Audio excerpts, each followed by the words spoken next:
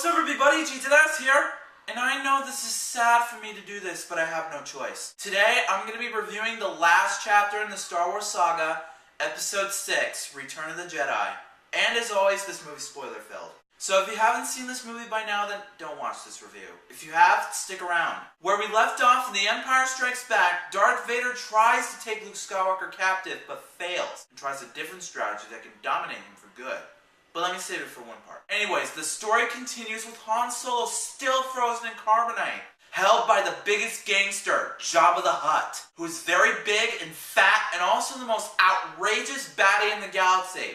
So it's up to Leia and Luke to bring him back and restore freedom to the galaxy again. The reason why is because the Empire is starting construction on a newly improved Death Star with even more power to destroy an entire universe. So Han and the others escaped Jabba and went back to the Rebel Alliance. They discussed a strategy to plan a full-scale assault on the newly improved Death Star, but Han Solo was not doing it alone.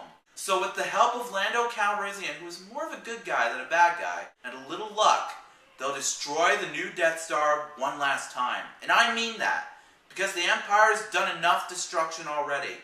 But the only problem is, it's shielded. So the other team goes to the planet of Endor to power down the shield and destroy it. Now, Endor is filled with Ewoks. I personally like the Ewoks because they're cute and funny. Now, most critics hated them because they think they're annoying as heck, but not me. I cracked up by the sight of them. I especially like the moment with Princess Leia and the little Ewok, after she got derailed on one of the speeders that the Stormtroopers ride. And the moment when the Ewoks were bowing down and worshipping C-3PO is the only gripe about this movie. I'm like, this is weird. But I'm glad 3PO noticed that they think he's an idol. And why would the Ewoks eat Han and the duo, Chewie and Luke Skywalker? I'm like, they're cannibals. So C-3PO is on a throne and tries to act like he's king by ordering them to set them free or else he'll become angry and burst out his powers, but they don't listen. So Luke tries a magic trick to make the Ewoks believe that the king is ticked off and uses his magic powers to free them. And C-3PO tells them a story about the times that the adventures with Luke and the others were very intense and exciting, and now they're part of the tribe of the Ewoks. But not Luke. He has some unfinished business to do. He has to confront Darth Vader and make him turn back to the good side, just what Yoda had instructed him. And that was the most sad part in the movie. Yoda dies by telling him that there's another Skywalker, and I'm like, that's Leia you're talking about! And the action kicks on with a plan of attack to destroy the Death Star once and for all. But the nerve-wracking moments freak me out. I'm like, what's happening? Are you destroying the Death Star yet? Well, the moments died down with the shield generator destroyed. I'm like, yes! That's step number 1. Now on step 2.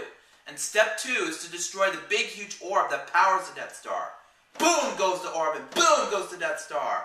I'm like, finally, the galaxy is restored. But what about Darth Vader? Has he turned good yet? Well, technically yes, because he saw that Luke is suffering to loss and pain, so he hauls Darth Sidious and kills him.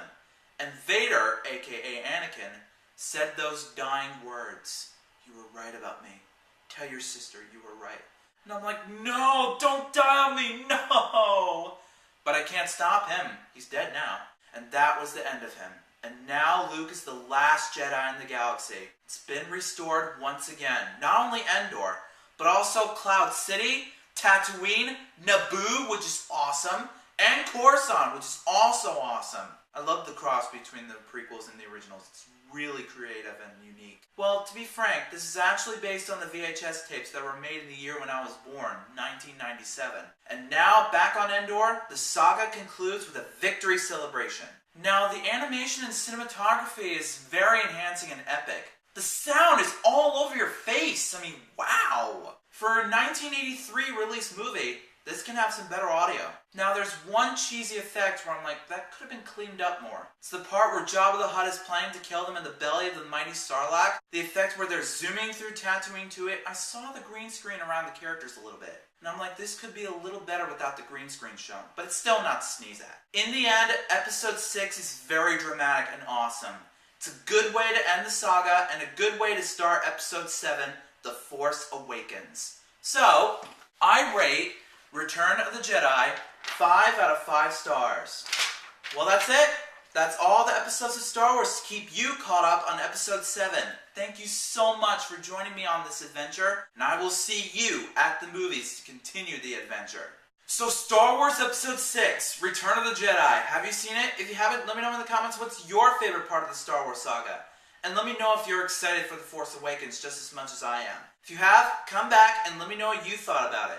Also, if you like this video and you want to see some more, do so to smash that like button below. That'll help me out a ton. Also, share that video with your family and friends, favorite it, rate it. That's a very good way to show support for that review. But until then, I'll see you next time. Peace out.